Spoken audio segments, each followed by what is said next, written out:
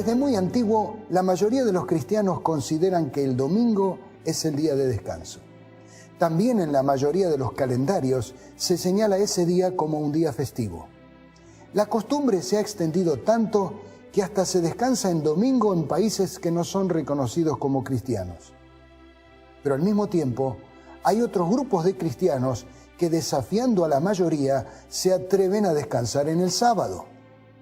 Ellos argumentan que ese es el verdadero día de descanso. La cuestión para algunos no reviste importancia, pero para otros es muy importante. Se trata nada menos que guardar o no uno de los 10 mandamientos. ¿Quiénes tienen razón? ¿Da lo mismo descansar el sábado que el domingo? ¿Ha señalado Dios algún día o todos los días son lo mismo para Él? ¿Puede la observancia de un día incorrecto apartar a alguien de la salvación? Todas son preguntas importantes. Así que vamos a buscar evidencias que nos ayuden a resolver esta controversia. Bienvenidos a este programa.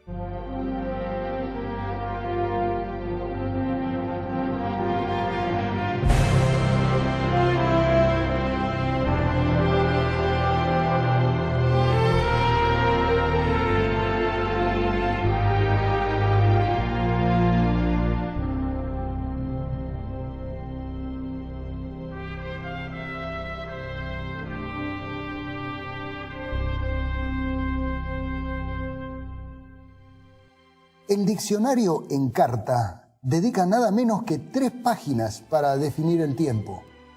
Aquí hay algunas de las definiciones. Del latín tempus, duración de las cosas sujetas a mudanza, magnitud física que permite ordenar la secuencia de los sucesos, estableciendo un pasado, un presente y un futuro. ¿Sabía usted que, según nos informa este diccionario, la unidad más pequeña, o mejor dicho, la unidad del tiempo en el sistema internacional es el segundo?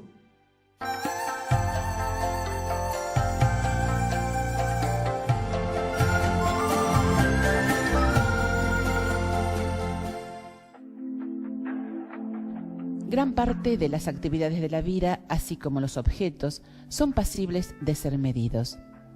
Se miden las distancias, el peso, los líquidos y hasta los gases, y eso es útil no solo para el comercio, sino para cualquier acción. El arquitecto o el ingeniero no podría trabajar sin una regla de cálculo o una cinta métrica, y el vendedor de frutas del comercio de su barrio necesita una balanza para saber cuánto darle y así poder cobrarle el precio justo. La medida de longitud, de peso y de volumen de líquidos o gases, etc., no son otra cosa que inventos y convenciones humanas para poder hacer la vida más fácil. Y estas convenciones han variado a lo largo del tiempo. Por ejemplo, si hablamos de medidas de longitud, se han usado denominaciones como el codo, el pie o la pulgada, todas ellas en relación con lo que podría medirse con el cuerpo humano. Pero claro, la medida de la mano al codo o el tamaño de los pies o los pulgares de la gente eran elementos muy variables. A modo de chiste, se cuenta que un tendero compraba sus telas con el pie de un indio patagón, conocido por su gran tamaño, y las vendía con el pequeño pie de una chinita.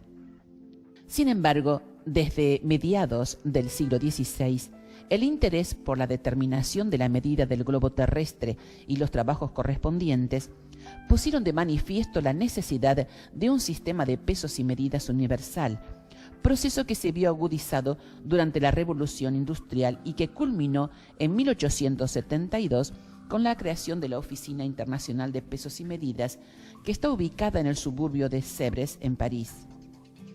Allí está guardado el metro patrón, una barra de platino que trata de normalizar al mundo, junto con otras medidas de capacidad, aunque lamentablemente hay unos cuantos países que todavía no las han adoptado.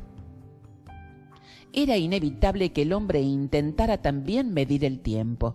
Los relojes de arena o de sol y los clepsidras, es decir, los relojes de agua, fueron los medios diseñados para poder medir el paso del tiempo. Pero también hubo que crear la medida apropiada para esos artefactos. La más fácil de determinar sin duda fue el día, ya que el movimiento aparente del Sol permitía medir desde su salida hasta su caída la duración de lo que se llamó día. El día se dividió en horas, y estas en minutos y en segundos, y la suma de los días nos llevó a la semana, el mes y el año. Ahora bien, no todas estas medidas del tiempo han sido inventos humanos. Si aceptamos que la Biblia es la palabra de Dios y que es la verdad, entonces nos será útil descubrir que el primer reloj en realidad lo hizo el Señor cuando creaba la tierra. Leemos en el Génesis: y dijo Dios, que haya luces en el firmamento que separen el día de la noche, que sirvan como señales de las estaciones, de los días y de los años. Desde hace mucho tiempo se emplea el movimiento aparente del Sol en el cielo como base para la medida del tiempo. En cualquier punto del planeta, cuando el Sol alcanza el punto más alto en el cielo durante ese día, es mediodía. La línea en dirección norte-sur que pasa por el cielo en ese punto se denomina meridiano.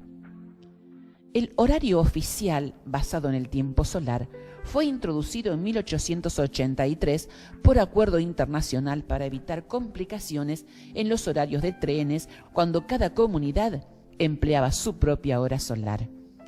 Se dividió la Tierra en 24 usos horarios, partiendo del meridiano de longitud cero, que pasa por el Real Observatorio de Greenwich, en el sur de Inglaterra. Los usos se numeran según su distancia al este o al oeste de Greenwich. Dentro de cada uso horario, todos los relojes deben marcar la misma hora, y entre un uso y el siguiente hay una diferencia de una hora. Cada uso abarca 15 grados de longitud, con adaptación, sin embargo, a las fronteras internacionales. La siguiente medida del tiempo después del día es la semana. Esto ayudó para que, agrupados en ciclos, se pudiera darle también un nombre a los días. De igual forma, tenemos el mes de alrededor de 30 días y el año, que es sabido, consta de 12 meses. El nombre de los días tiene mucho que ver con las creencias de los pueblos que se los adjudicaron. Los hebreos, depositarios de la revelación inspirada, simplemente numeraban los días de la semana: primero, segundo, tercero, cuarto, quinto, sexto y séptimo. Es decir, los días no tenían nombre, con la excepción del séptimo día, que se llamaba Shabbat, descanso. Los árabes también numeran los días desde el Yom al-Ahad, el primero, y también tiene nombre el séptimo, Asabt, que tiene raíz judía, aun cuando su significado original como día de descanso se ha perdido. En la actualidad, el día de descanso musulmán es Yom ad-Jum'ah, que significa día de asamblea, que corresponde al día musulmán de alabanza en la mezquita, o sea, el día viernes. En griego moderno, los días también se numeran, e igualmente el séptimo es el sábado. El sexto día, viernes, se llama en griego paraskeué, la preparación. Este en realidad es un término hebreo, ya que ese día se hace una preparación para el Shabbat. En portugués, todos los días de la semana se numeran: domingo, que alguna vez debe haberse llamado primera-feira, segunda-feira, lunes, terça-feira, martes, cuarta-feira, miércoles, quinta-feira, jueves, sexta-feira, viernes y sábado. Mientras que los pueblos del Mediterráneo oriental prefieren la numeración de los días de la semana, los lenguajes de Europa occidental, excepto el portugués, reflejan nombres basados en los nombres de los planetas perceptibles a simple vista. Los nombres de los planetas derivaron de los dioses y de ellos los días. Esto es muy claro en el latín. Estos 7 cuerpos celestes dieron sus nombres a los días de la semana. Del latín dies solis, día del sol, o también Dominicus dies solis, día de nuestro Señor el Sol; dies lunae, día de la luna; dies martis, día del Marte; dies Mercuri, día de Mercurio; dies Iovis, día de Júpiter; dies Veneris, día de Venus; dies Saturni, día de Saturno o sábado. En nuestro idioma, los días lunes, martes, miércoles, jueves y viernes recuerdan el nombre romano de los planetas y sus correspondientes dioses. Pero sábado procede de la fiesta hebrea Shabbat y domingo de la palabra latina Dominicus, o sea, del Dominus, del Señor, derivado a su vez de dominator, el dominador. No obstante, en algunos idiomas, como el inglés, por ejemplo, se mantienen los nombres originales de estos días: Saturday, día de Saturno, y Sunday, día del Sol. Pero notemos que los anglosajones y los germanos también han renominado el resto de los días, cambiando al dios greco-romano por el nombre de su dios germánico más o menos correspondiente.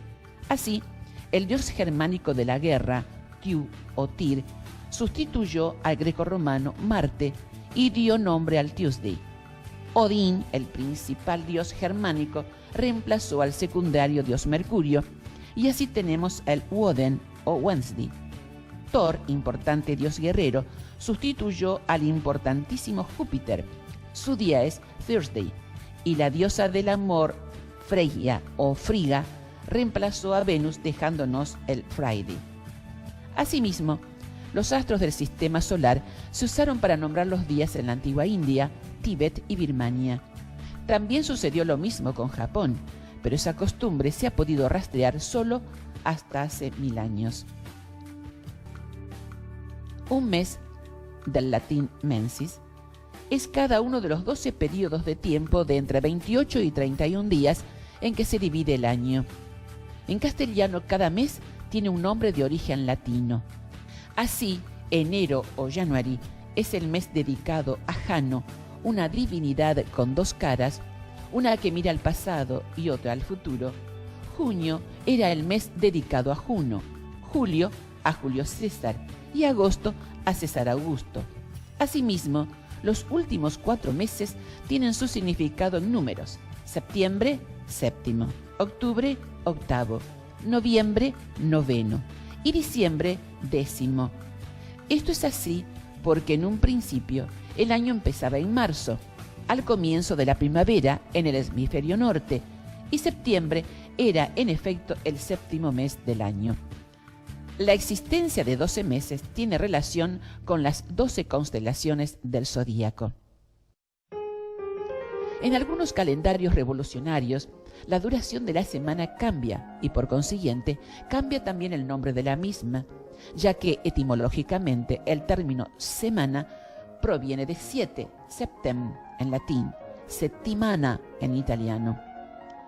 La Revolución Francesa organizó una semana de 10 días. En el calendario republicano francés, el año se dividió en 36 décadas o período de 10 días, y 5 o 6 suplementarios. Incluso hoy en día, la palabra décade significa un período de 10 días, mientras que para referirse a una década de 10 años hay que emplear la palabra décennie, o sea, decenio. En el calendario revolucionario soviético se sustituyó la semana de 7 días por una de 5, con el fin de suprimir las connotaciones religiosas. Sin embargo, esta iniciativa, que se introdujo gradualmente en 1929, solo duró 2 años, hasta el 1 de septiembre de 1931. En los 9 años restantes en que se utilizó este calendario revolucionario, regía una semana de 6 días con un día fijo de descanso, que caía el día 6, 12, 18 y 24 de cada mes. Fue tal la confusión que estos cambios produjeron que Napoleón abolió la semana de 10 días y el 26 de junio de 1940 se restauró en Rusia la semana de 7 días. Es que el ciclo semanal está demasiado arraigado en el sentimiento humano como para poder cambiarlo por un decreto gubernamental.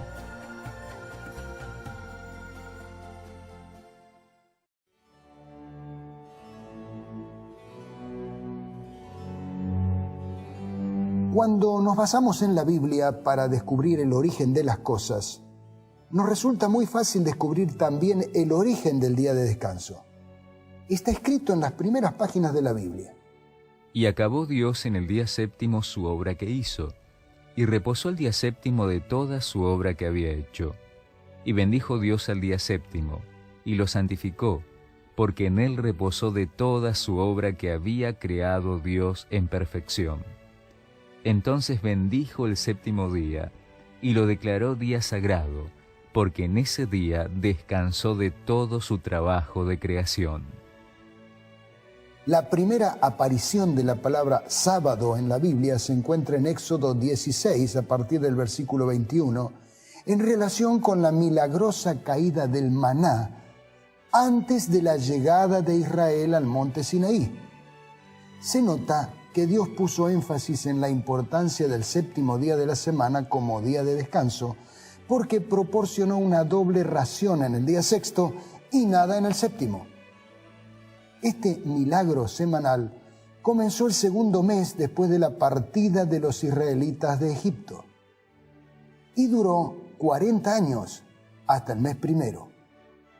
Es decir, durante más de 2000 sábados semanales sucesivos se pudo contemplar el milagro de la caída del maná doble el viernes y nada el sábado.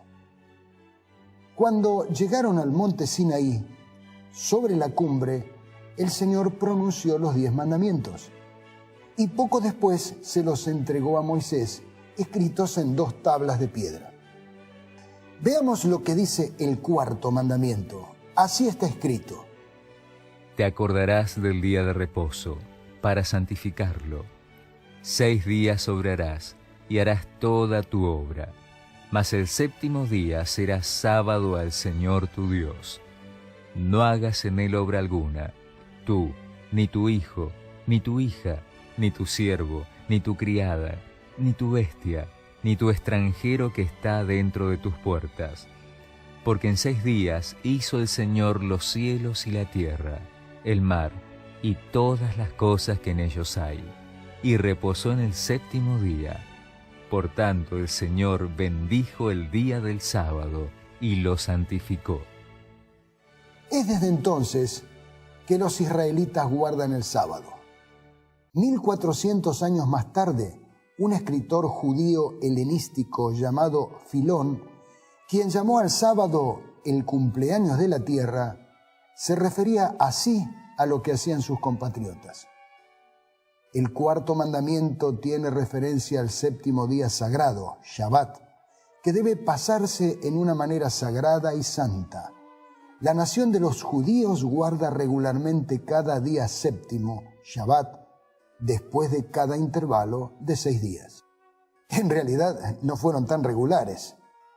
Cuando los israelitas fueron al cautiverio de los babilonios, aceptaron que su cautiverio era un castigo divino por sus graves pecados, entre ellos la violación del sábado, tal como está registrado en el libro de Jeremías, que fue escrito un poquito de tiempo nada más antes del cautiverio. Mas si no me oyereis para santificar el día del sábado, y para no traer carga ni meterla por las puertas de Jerusalén en día de sábado, yo haré encender fuego en sus puertas, y consumirá los palacios de Jerusalén, y no se apagará. Igualmente el profeta Ezequiel se lamentaba porque en sus días el sábado era ignorado en gran medida, tal como está en algunos textos que usted podría leer si así lo quisiera. Al escrutar el futuro, Isaías previó la conversión de los gentiles y prometió una bendición para quienes guardaran el sábado con estas palabras: Bienaventurado el hombre que esto hiciere, y el Hijo del hombre que esto abrazare, que guarda el sábado de contaminarlo, y que guarda su mano de hacer todo mal. Después del cautiverio, los judíos cayeron de nuevo en el descuido con respecto a la observancia del sábado, y Nehemías impulsó una reforma con el fin de fomentar dicha observancia. Parece que dio fruto, porque los israelitas se afirmaron muy bien y en los días de Jesús todavía eran muy fieles guardadores del sábado. Y así llegamos a la época del Nuevo Testamento, a los días de Jesús. Durante la vida de Jesús, tampoco hay dudas en cuanto a cuál era el día de reposo. Llegado el sábado, comenzó a enseñar en la sinagoga, y muchos, oyéndole, estaban atónitos diciendo: ¿De dónde tiene estas cosas? ¿Y qué sabiduría es esta que le es dada? ¿Y tales maravillas que por sus manos son hechas? Pero ¿sabía usted que también se registra cuál era una de las costumbres de Jesús? Y vino a Nazaret, donde había sido criado, y entró, conforme a su costumbre, el día del sábado en la sinagoga, y se levantó a leer. Era tan sagrado que cuando Jesús murió en la cruz el viernes, no se atrevieron a violarlo. Y era día de la preparación, y estaba para rayar el sábado. Y viniendo también las mujeres que le habían seguido de Galilea, vieron el sepulcro, y cómo fue puesto su cuerpo.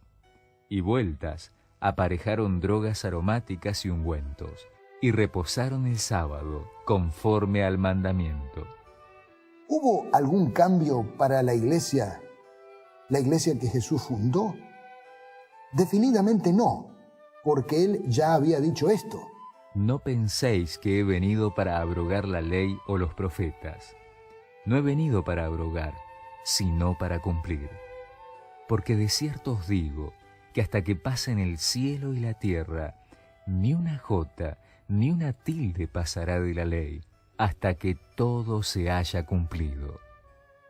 Es muy importante recordar que el cristianismo tiene su base en el judaísmo, y que Jesús y los apóstoles guardaban el sábado. El mismo apóstol Pablo iba los sábados a las sinagogas.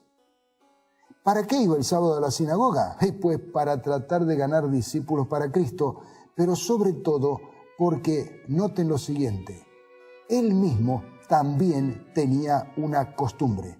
Y ellos, pasando de Perge, llegaron a Antioquía de Pisidia, y entrando en la sinagoga un día sábado, se sentaron. Y leamos estas otras declaraciones que hablan también de Pablo y el sábado. Y saliendo ellos de la sinagoga de los judíos, los gentiles les rogaron que el sábado siguiente les hablasen estas palabras. Y el sábado siguiente se juntó casi toda la ciudad a oír la palabra de Dios.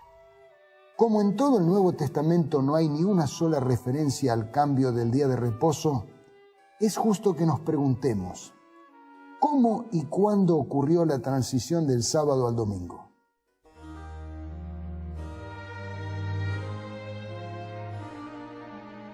Samuel Bacchiocchi afirma que no hay referencias históricas para la observancia del domingo durante la era apostólica. Sin embargo, hay bastantes evidencias de la observancia del domingo poco después del primer siglo. Esto no significa que el cambio fuera abrupto, sino que la adopción del domingo fue un proceso gradual. La observancia del sábado persistió junto con la observancia del domingo durante varios siglos. 3 factores propiciaron el cambio del sábado al domingo. Fueron estos: el antijudaísmo, la adoración del sol y la influencia de la Iglesia de Roma. Analicemos estos 3 ítems. El primero, el antijudaísmo. En sus primeros años, aunque estaba fuera de la ley, la Iglesia cristiana se libró de la persecución del gobierno de Roma por funcionar bajo la sombra del judaísmo, al que Roma reconocía como una religión oficial. No obstante, las insurrecciones judías produjeron un cambio drástico. Después de la segunda rebelión judía, que ocurrió en el año 135, el emperador Adriano convirtió a Jerusalén en una colonia romana de la cual eran excluidos todos los judíos, incluso aquellos convertidos al cristianismo. Adriano fue más allá, condenó la práctica del judaísmo en general y particularmente la observancia del sábado en todo el imperio.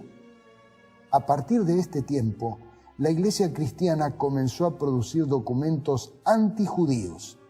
Los cristianos desarrollaron toda una teología de separación hacia los judíos y criticaron las costumbres judías tales como la circuncisión y la observancia del sábado. El registro más temprano de esta separación de los cristianos, esta separación entre los cristianos y los judíos, se encuentra en un antiguo documento llamado la Epístola a los Magnesios, que fue escrita por Ignacio, obispo de Antioquía, entre el año 98 y el año 117 después de Cristo. En ella aparece esta declaración: si todavía estamos practicando el judaísmo, admitimos que no hemos recibido el favor de Dios. La epístola de Bernabé, escrita probablemente en Alejandría entre el 130 y el 138, habla de la observancia del octavo día, una manera común de referirse al domingo en esa época. El autor describe a los judíos como un pueblo maldito al cual Dios abandonó porque mató a sus profetas y crucificó a Cristo. Su mayor argumento en favor de observar el octavo día era su oposición al judaísmo. Justino Mártir fue otro cristiano influyente que se opuso al sábado a mediados del primer siglo. Acusó a los judíos de tratar a los cristianos peor que las naciones gentiles.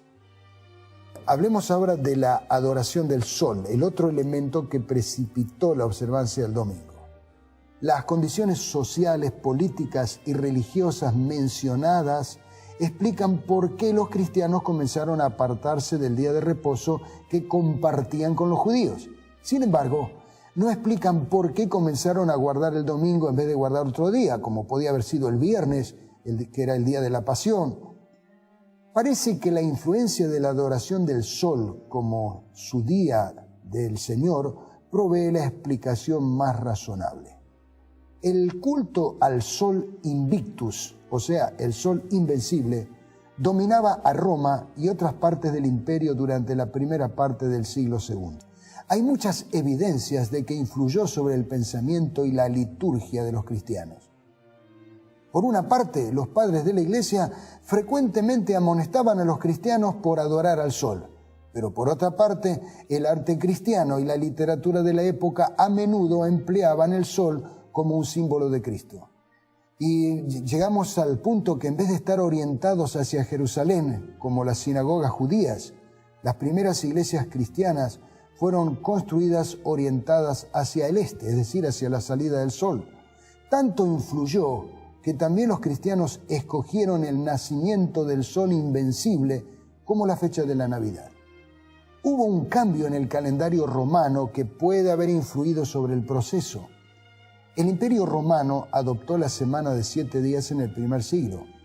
En ese tiempo se nombraban los días de la semana según los planetas, y el primer día de la semana era el día de Saturno, seguido por el día del Sol. En el segundo siglo se mudó el día del Sol al primer día de la semana. Este adelanto del día del sol pudo influir sobre los cristianos con un trasfondo judío para que adoptasen el día del sol como su día de culto. Jerónimo escribió: los paganos lo llaman el día del sol. Nosotros lo reconocemos gustosamente como tal, porque en este día apareció la luz del mundo y en este día se ha levantado el sol de justicia, o sea, Jesucristo. La sustitución del sábado por el domingo les permitió a los cristianos explicar los misterios bíblicos por medio de símbolos conocidos por la mente pagana. Pero donde esto funcionó con mayor celeridad fue en Roma. La Iglesia de Roma, la iglesia más poderosa en el imperio, jugó un papel importante en este asunto. A diferencia de las iglesias de Oriente, la Iglesia de Roma estaba compuesta por conversos gentiles. Este factor contribuyó a su diferenciación de los judíos. En el año 64, Nerón acusó de manera exclusiva a los cristianos de incendiar Roma, lo que indica que ya se distinguía a los cristianos de los judíos. La Iglesia de Roma adoptó medidas concretas para desconectar a los cristianos del sábado y animarlos a observar el domingo. Justino Mártir dijo que la observancia del sábado fue una ordenanza mosaica transitoria que Dios impuso sobre los judíos, noten esto, para marcarlos para el castigo que tanto merecen por sus infidelidades. Este tipo de reinterpretación negativa del sábado llevó a los cristianos a transformar su observancia del sábado. Tomaron el día que los creyentes habían observado con comidas, alegría y celebraciones en un día de ayuno en el que no se permitían celebraciones o asambleas religiosas. Esto sirvió para establecer un contraste entre las maneras en que los judíos y los cristianos guardaban el sábado, y pronto se le dio la bienvenida al domingo.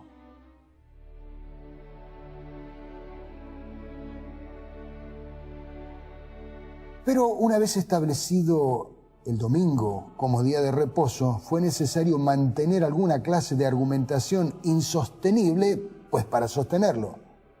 Pero sistemáticamente fue atribuida a la autoridad eclesiástica antes que a un precepto o mandamiento bíblico. Por ejemplo, Tomás de Aquino lo explicaba o afirmaba en manera categórica en la Nueva Ley: la observancia del día del Señor tomó el lugar de la observancia del sábado, no en virtud del precepto, o sea, el cuarto mandamiento, sino por institución de la Iglesia. La misma opinión fue reiterada 3 siglos después en el Catecismo del Concilio de Trento de 1566, que dice: ha parecido bien a la Iglesia de Dios que la celebración religiosa del sábado fuese transferida al día del Señor. Durante las controversias teológicas del siglo XVI, los teólogos católicos apelaron frecuentemente al origen eclesiástico del domingo para demostrar el poder que tenía la Iglesia para introducir leyes y ceremonias, un poder como el de Dios para cambiar las Escrituras. Algunos ecos de tales controversias pueden ser detectados hasta en la famosa Confesión de Augsburgo del año 1530, en la que Lutero declara: los católicos alegan que el sábado ha sido cambiado por el domingo en contra del decálogo. No hay un ejemplo al que se refieran más a menudo que al cambio del día de reposo. Y dicen: grande es el poder de la Iglesia, puesto que ha cambiado uno de los 10 mandamientos. Lutero afirma explícitamente que el domingo no se celebra en la cristiandad por orden de Dios. Es una necesidad ordenada por la Iglesia para el bien de los laicos y de las clases trabajadoras. Calvino también considera el domingo como una institución más humana que divina y también la acepta. En su Institución de la Religión Cristiana, la obra que él escribió, dice lo siguiente: por haberse convertido en soporte de la superstición, la fiesta judía fue abolida. Y como algo necesario para mantener la decencia, el orden y la paz en la Iglesia, los primeros cristianos sustituyeron el sábado por el que hoy llamamos Día del Señor. En su Symbolon, Erasmo escribe: mediante su reposo en la tumba, Cristo abrogó el sábado judío, y mediante su resurrección al 8º día nos impuso el sábado evangélico, o sea, el domingo. Peter Eileen, subdiácono de Westminster y capellán de Carlos I, escribió un tratado en 2 volúmenes con el título de The History of the Sabbath.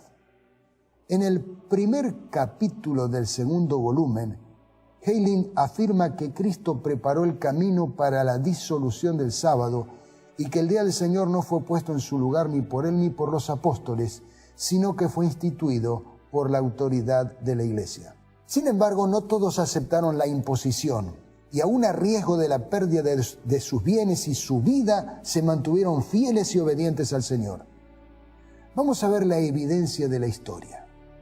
Saben ustedes que hay decenas de declaraciones, pero vamos a elegir solo algunas que muestran quiénes se han mantenido fieles a lo largo de la historia.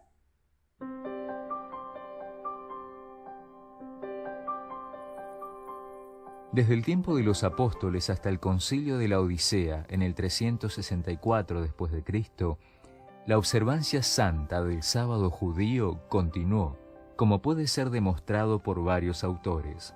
Sí, no obstante el decreto del concilio en su contra. Tan temprano como el año 225 después de Cristo, existieron grandes obispados o conferencias de los que guardan el sábado desde la Iglesia del Este, desde Palestina hasta India. En la Iglesia de Milán, Italia, parece que el sábado era considerado en bastante estima.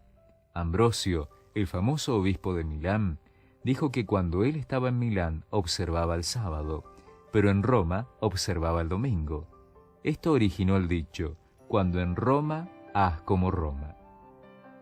En Persia, años 335 a 375, ellos, los cristianos, desprecian nuestro Dios Sol. ¿No fue Zoroastro el santo fundador de nuestras creencias divinas, el que instituyó el domingo hace 1000 años en honor al Sol y para suplantar el sábado del Antiguo Testamento? Y aún estos cristianos tienen servicios divinos en sábado. Agustín, cuyo testimonio es más impresionante por ser un devoto observador del domingo, muestra que el séptimo día, sábado, era observado en su tiempo en la mayor parte del mundo cristiano. Hasta el siglo V, la observancia del sábado judío fue continuada en la Iglesia cristiana. En 411, Mingana, dirigente de las iglesias del Este, nombró un director metropolitano para China. Estas iglesias santificaban el séptimo día. La Iglesia escocesa parece haber seguido una costumbre de la que encontramos vestigios en la Iglesia monástica de Irlanda, en que consideraban el sábado como el día de reposo, en que descansaban de todas sus obras. Parece haber sido costumbre en las iglesias celtas de tiempos antiguos, en Irlanda tanto como en Escocia, guardar el sábado como un día de reposo del trabajo. Obedecían el cuarto mandamiento, literalmente el séptimo día de la semana. Ciudadanos romanos, he sabido que algunos hombres de perverso espíritu han diseminado entre vosotros cosas depravadas y contrarias a la santa fe, prohibiendo que nada sea hecho en el día que llaman sábado. ¿Qué puedo llamarles excepto que predicadores del anticristo? Fueron palabras nada menos que del Papa Gregorio I. Constante y muy extendida era la observancia del séptimo día, sábado, entre los creyentes de la Iglesia del Este y los cristianos de Santo Tomás de India, que nunca estuvieron conectados a Roma. Los nestorianos no comen cerdo y guardan el sábado. No creen en la confesión auricular ni en el purgatorio.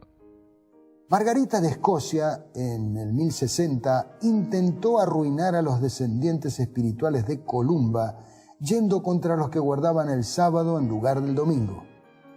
En cuanto a la separación de la Iglesia griega de la Iglesia latina en 1054, la observancia del sábado es, como todos sabemos, el punto de amargas disputas entre los griegos y los latinos. Vestigios de observadores del sábado se pueden encontrar en el siglo XII todavía en Lombardía. Por 20 años, Peter de Bruys puso en movimiento el sur de Francia. Enfatizó especialmente un día de adoración que era reconocido en esa época en las iglesias celtas de las Islas Británicas, entre los paulicianos y en la gran iglesia del Este, a decir, el séptimo día del cuarto mandamiento.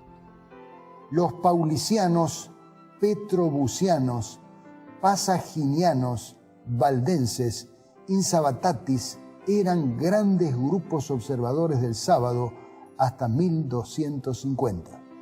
En 1310, 200 años antes de la tesis de Lutero, los hermanos bohemios constituían un cuarto de la población de Bohemia y estaban en contacto con los valdenses que abundaban en Austria, Lombardía, Bohemia, el norte de Alemania, Turingia, Brandenburgo y Moravia. Erasmo señaló cuán estrictamente los valdenses bohemios guardaban el sábado. Noruega, año 1544.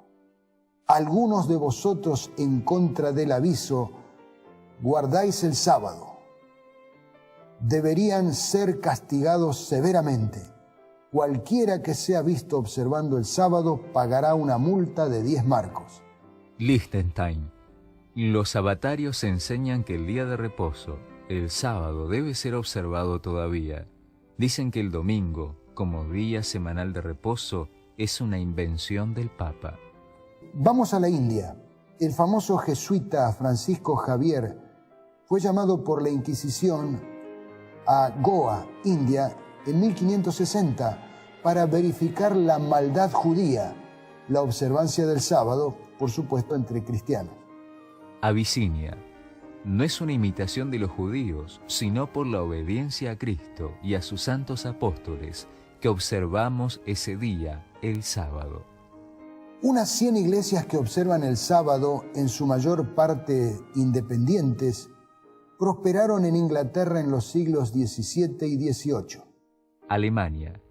Tenjar de Nuremberg se adhiere estrictamente a la doctrina del sábado, porque es uno de los 10 mandamientos. Hablemos de China. Cuando se les preguntó a los Taiping el porqué de la observancia del sábado, respondieron que era, primero, porque la Biblia lo enseña, y segundo, porque sus antecesores lo observaron como un día de culto. Los abisinios y muchos de los europeos continentales, especialmente en Rumania, Bohemia, Moravia, Holanda y Alemania, continuaron guardando el sábado. Allí donde la Iglesia de Roma predominaba, estos sabatarios sufrieron la confiscación de sus propiedades, multas, encarcelamiento y ejecución. Bueno, luego de esta breve reseña de una cantidad de personas que se mantuvieron fieles a la observancia del sábado a lo largo de toda la era cristiana, llegamos a nuestro siglo XXI. Mientras los judíos conservan la costumbre ordenada por Dios, hay una lista creciente de congregaciones cristianas que están despertando y están volviendo a la observancia del sábado. Por ejemplo, con la cristiana tolerancia de los otros bautistas, ahí están los bautistas del séptimo día, están los judíos mesiánicos, algunos pentecostales y otros grupos que están guardando el sábado. Pero la denominación cristiana que está a la vanguardia en la proclamación del sábado al mundo entero es la Iglesia Adventista del Séptimo Día. Ellos consideran que tienen un mandato divino para hacerlo. Se basan en su interpretación de las profecías que indican que en un futuro cercano la cuestión del sábado será la piedra de toque del conflicto final y que aquellos que desean ser aprobados en el juicio tendrán que elegir el día correcto. Y hablando de elegir correctamente, tengo aquí un billete de 100 y voy a colocarlo dentro de este sobre, pero como usted puede ver, tengo aquí 7 sobres exactamente iguales. Y bueno, ahora voy a hacer aquí alguna cosa que usted puede ver que los estoy mezclando y lo dejo elegir. Si usted elige el sobre que tiene el billete es suyo. Bueno, creo que se da cuenta usted de la importancia de elegir correctamente. Usted podría llevarse 6 sobres que no le servirían para mucho, o podría llevarse este sobre bendecido con el billete de 100. Bueno, el espacio no nos permite extendernos más y todavía queda tanto por decir en cuanto a este tema que nos permitimos recomendarle que vea otra serie de videos que está destinada exclusivamente a este importante asunto. Nos referimos, entre otros buenos materiales, a la serie Un santuario en el tiempo, preparado por el Dr. Frank González. Pero al par que lo invitamos a seguir estudiando, creemos que usted, que es una persona sincera, tiene ya bastantes evidencias como para tomar una decisión. Por eso lo invitamos a guardar el sábado como el día del reposo del Señor. Recuerde estas sabias palabras. Dios no obliga a los hombres a renunciar a su incredulidad. Delante de ellos están la luz y las tinieblas, la verdad y el error. A ellos les toca decidir lo que aceptarán. La mente humana está dotada de poder para discernir entre lo bueno y lo malo. Dios quiere que los hombres no decidan por impulso, sino por el peso de la evidencia, comparando cuidadosamente un pasaje de la Escritura con otro. Ya ve, amigo, Dios quiere que usted pese la evidencia y que a partir de ellas tome una decisión que puede ser la decisión más importante de su vida, la decisión de obedecer a Dios. Gracias por su atención. Lo espero en un próximo programa de Evidencias que Sorprenden.